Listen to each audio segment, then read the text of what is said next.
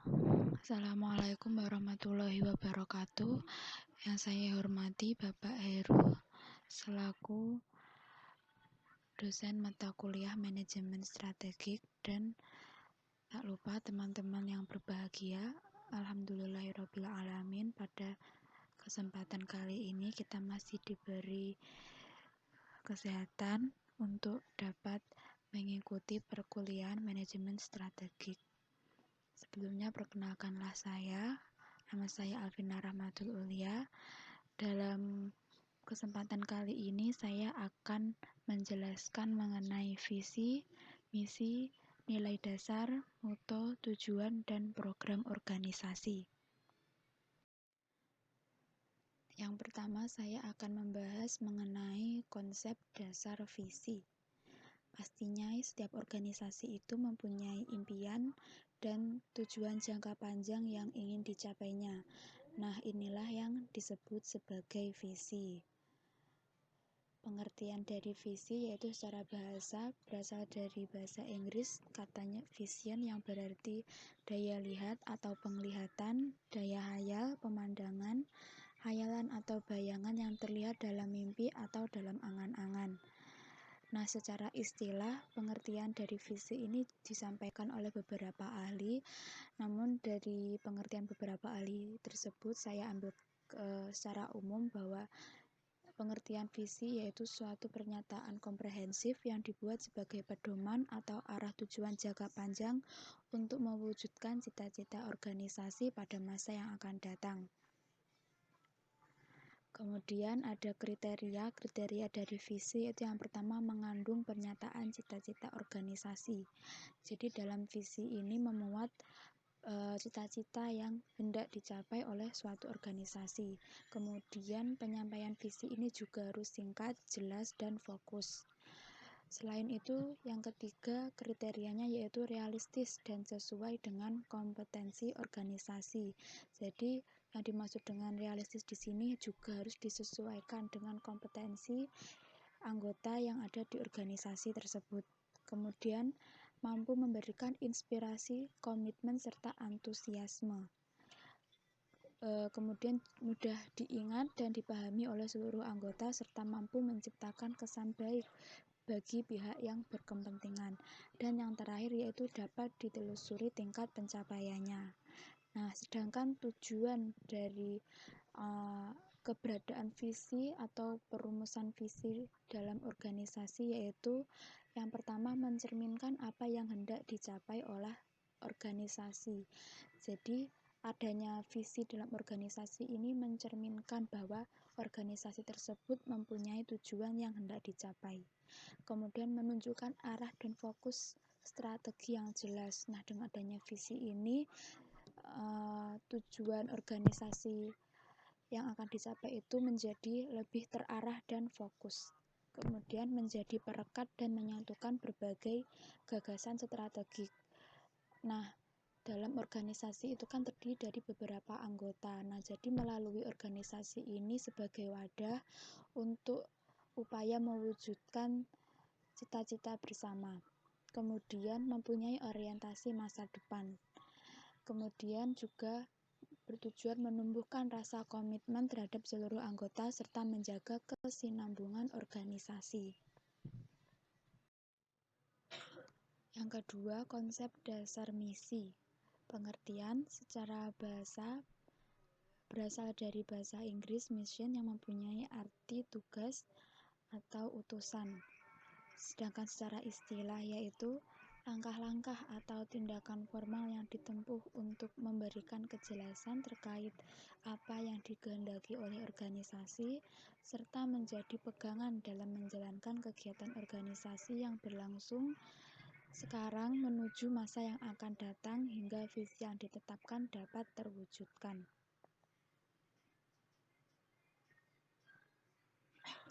Keberadaan misi dalam organisasi akan memberikan petunjuk garis besar terkait bagaimana cara mencapai visi. Selain itu, pernyataan misi ini juga akan memberikan keterangan secara jelas terkait apa yang akan dituju sekaligus memberikan keterangan bagaimana cara kerja organisasi. Nah, kemudian ada unsur-unsur pokok misi. Yang pertama yaitu menyatakan kiat dan usaha untuk mewujudkan visi. Jadi dalam misi ini terdapat unsur yang mengandung kiat atau usaha dalam rangka mewujudkan visi. Kemudian adanya nilai-nilai dasar organisasi yang dinyatakan dalam misi organisasi. Jadi dalam unsur pokok misi ini juga terdapat nilai-nilai dasar dari sebuah organisasi. Kemudian yang ketiga menyatakan segmen pasar dan pelanggan tujuannya. Kemudian juga ada mengandung pernyataan tentang produk atau jasa yang dimasukinya. Selain itu juga ada keyakinan yang kuat, asumsi-asumsi dan budaya kerja dengan orientasi mutu. Jadi dalam misi ini juga mengandung keyakinan serta asumsi-asumsi serta budaya kerja yang ada dalam organisasi tersebut. Kemudian yang terakhir yaitu pernyataan strategis jangka pendek dan jangka panjang.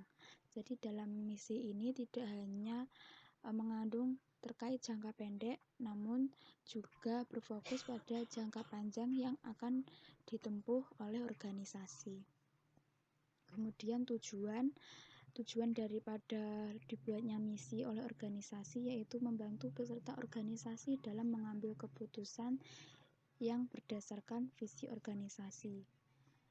Nah, jadi dengan adanya misi ini diharapkan dapat membantu anggota dalam mengambil keputusan.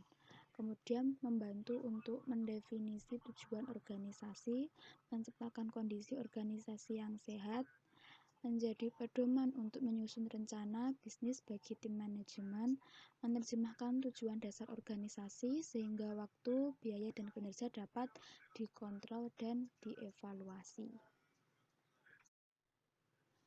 Yang ketiga yaitu konsep dasar nilai dasar dalam suatu organisasi.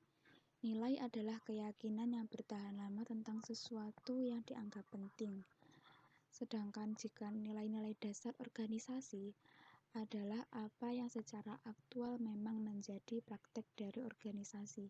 Artinya apa? Artinya apa yang diyakini, disaksikan, dipercaya, dilakukan, dan dipraktekkan oleh anggota organisasi. Nilai-nilai yang terdapat dalam sebuah organisasi terbentuk dan bersumber dari masyarakat yang dibawa ke organisasi ketika mereka menjadi anggota organisasi yang berkaitan. Kemudian aspek-aspek yang ada dalam nilai dasar yaitu ada integritas, kerendahan hati, kesediaan untuk melayani, kejujuran, serta kerja keras. Kemudian juga ada tujuan daripada adanya nilai dasar dalam sebuah organisasi yaitu mempengaruhi budaya organisasi sehingga mampu memotivasi setiap anggota organisasi sebagai ukuran untuk menentukan prioritas dalam pengambilan keputusan dan menjadi pedoman perilaku anggota organisasi. Kemudian yang ketiga sebagai panduan yang digunakan anggota dalam memutuskan pilihan serta memberikan batasan terhadap prosedur atau langkah-langkah yang ditempuh dalam merealisasikan visi organisasi. Konsep dasar motto. Pengertiannya, motto dalam bahasa Inggris, motto adalah kalimat, frasa, atau kata yang dijadikan sebagai pedoman atau semboyan yang menunjukkan gambaran motivasi, semangat, serta tujuan suatu organisasi. Dalam kamus KBBI sendiri, arti kata motto yaitu kalimat, frasa, atau kata yang digunakan sebagai semboyan, pedoman, atau prinsip dalam suatu organisasi. Tujuan dibentuknya motto dalam organisasi yaitu untuk yang pertama untuk menyampaikan informasi, untuk menghimbau orang atau anggota organisasi, untuk memberi motivasi pada orang lain, yang lebih terkhusus untuk anggota organisasi yang berkaitan. Kemudian untuk menyadarkan seseorang terutama pada anggota organisasi, dan yang terakhir untuk mempengaruhi seseorang terutama anggota organisasi tersebut. Yang kelima yaitu konsep dasar tujuan organisasi. Langkah pertama yang harus dilakukan dalam membuat perencanaan yaitu menentukan tujuan, sehingga pada waktu pelaksanaannya dapat terarah sesuai dengan tujuan dan hasil yang hendak dicapai. Pengertian dari tujuan organisasi ini disampaikan oleh beberapa ahli, di mana teman-teman bisa melihat dari makalah yang telah saya tampilkan. Nah, dari keempat ahli yang saya tampilkan di makalah dapat saya ambil secara garis besar. Tujuan organisasi yaitu pernyataan yang menggambarkan keadaan yang diinginkan, di mana keinginan tersebut akan diwujudkan bersama melalui organisasi, serta tentang keadaan di waktu mendatang, di mana organisasi sebagai kolektivitas mencoba untuk menimbulkannya. Nah, untuk fungsi daripada tujuan organisasi yaitu pedoman bagi kegiatan. Nah, ini melalui penggambaran hasil-hasil di waktu yang akan datang. Memberikan arah dan pemusatan kegiatan organisasi. Mengenai apa yang harus dan tidak harus dilakukan. Sumber legitimasi, maksudnya dengan sumber legitimasi ini akan meningkatkan kemampuan organisasi untuk mendapatkan sumber daya dan dukungan dari lingkungan di sekitarnya. Standar pelaksanaan, nah bila tujuan dilaksanakan secara jelas dan dipahami akan memberikan standar langsung bagi penilaian pelaksanaan kegiatan atau prestasi daripada organisasi tersebut.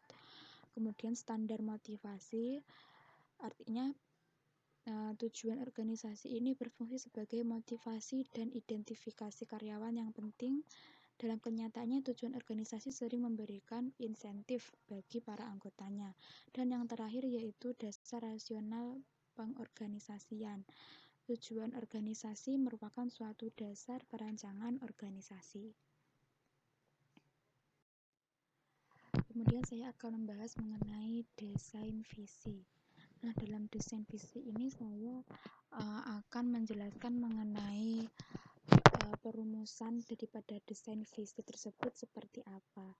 Nah, menurut Mulyadi, dalam proses penciptaan visi itu terdiri dari dua tahap. Yang pertama ada trend watching. Nah, trend watching ini merupakan kategori kemampuan tingkat tinggi yang mana digunakan untuk memprediksi kemungkinan yang terjadi di masa yang akan datang. Kemudian ada envisioning, merupakan kemampuan dalam merumuskan visi berdasarkan hasil pengamatan terhadap tren perubahan yang kemungkinan akan terjadi di masa yang akan datang. Nah, selain itu, Kusuma juga memaparkan bahwa strategi yang dibutuhkan untuk menentukan visi terdiri dari yang pertama melakukan identifikasi aktivitas perusahaan berdasarkan impian yang ingin dikejar. Jadi dalam suatu organisasi, seorang pemimpin atau pihak manajemen itu harus memiliki suatu impian yang akan dicapai, di mana impian tersebut sekaligus sebagai motivasi bagi anggota organisasi untuk mencapainya. Kemudian yang kedua, menetapkan arah yang jauh ke depan. Nah, hal ini berkaitan dengan strategi perencanaan perusahaan untuk jangka panjang. Suatu organisasi atau perusahaan yang dibangun diharapkan mampu untuk tetap eksis pada jangka waktu yang lama. Kemudian yang ketiga, menyediakan gambaran besar tentang siapa kita, apa yang kita lakukan, dan kemana kita mengarah. Tujuannya apa? Tujuannya agar anggota organisasi itu lebih mampu untuk memahami tujuan jangka panjang organisasi. Yang kedua yaitu desain misi. Nah, dalam mendesain misi ini, misi akan menjadi efektif apabila dalam misi tersebut bersifat yang pertama ringkas dan jelas. Artinya apa? Artinya misi tersebut jelas dipahami dan mudah diingat oleh seluruh anggota, serta secara eksplisit harus mampu menyatakan spesifikasinya dari bidang yang digelutinya. Yang kedua, inspiration, artinya adanya unsur ambisi, tekad bulat, dan arah perusahaan yang akan dituju, di mana semua unsur tersebut mampu memberikan inspirasi dan ide-ide bagi seluruh anggota organisasi. Kemudian yang ketiga ada corporate culture, artinya misi harus mampu membangun etos kerja, motivasi, semangat kerja, dan budaya kerja yang harus dipegang teguh oleh anggota sebagai ciri khas organisasi yang berkaitan. Decision making. Nah, artinya yaitu misi menjadi pegangan kerja, arah, dan kebijakan organisasi dalam operasionalnya. Kemudian juga bersifat fleksibel.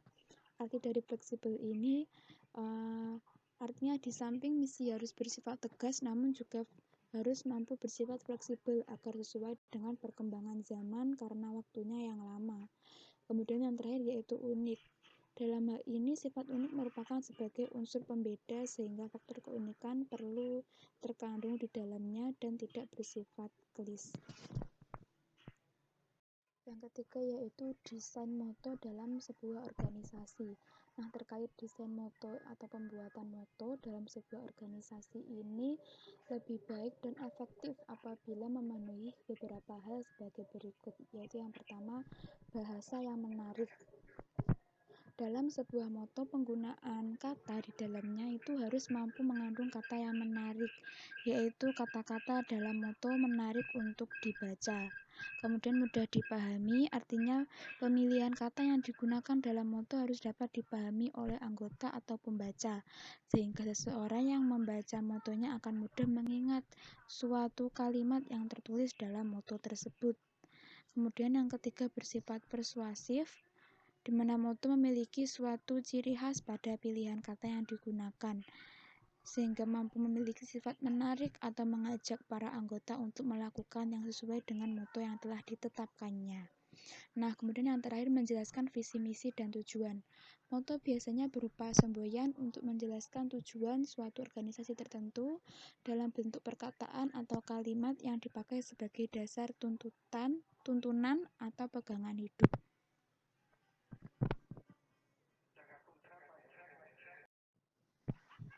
Yang keempat yaitu desain tujuan dalam sebuah organisasi. Nah, dalam mendesain tujuan, proses perumusannya itu harus memperhatikan yang pertama itu barang dan jasa yang diproduksi organisasi akan dapat memberikan berbagai manfaat, paling sedikit sama dengan harganya. Kemudian barang dan jasa dapat memuaskan kebutuhan konsumen atau langganan. Kemudian teknologi yang digunakan dalam proses produksi akan menghasilkan barang dan jasa dengan biaya dan kualitas bersaing. Kemudian kerja keras dan dukungan seluruh sumber dayanya. Pelayanan manajemen akan memberikan public image yang menguntungkan, sehingga mereka bersedia menanamkan modal dan menyumbangkan tenaganya untuk membantu mensukseskan organisasi. Kemudian yang terakhir yaitu perusahaan mempunyai konsep diri atau self-concept yang dapat dikomunikasikan dan ditularkan kepada karyawan dan pemegang saham organisasi. Yang terakhir saya akan membahas mengenai desain rancangan program organisasi. Nah, berikut merupakan langkah-langkah untuk membuat desain program dalam sebuah organisasi, yaitu program identification atau identifikasi program. Langkah ini dikenal sebagai metode analisis situasi yang terdiri dari beberapa analisis yang kemungkinan untuk pengembangan ide utama program.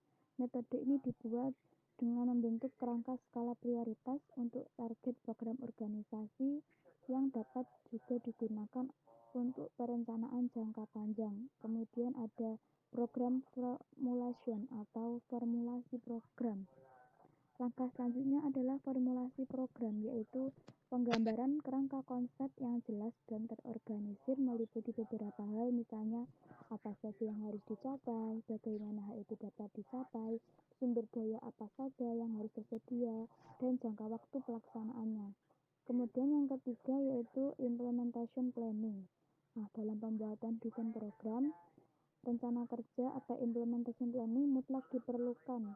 Rencana kerja biasanya disesuaikan sebelum pelaksanaan dan selama pelaksanaan program meliputi jadwal pelaksanaan, sumber daya yang diperlukan, hingga anggaran biaya. Nah, kemudian yang terakhir yaitu perencanaan monitoring dan evaluation atau planning of monitoring and evaluation. Langkah terakhir dalam hal ini yaitu membandingkan rencana awal dengan apa yang sebenarnya terjadi selama pelaksanaan program.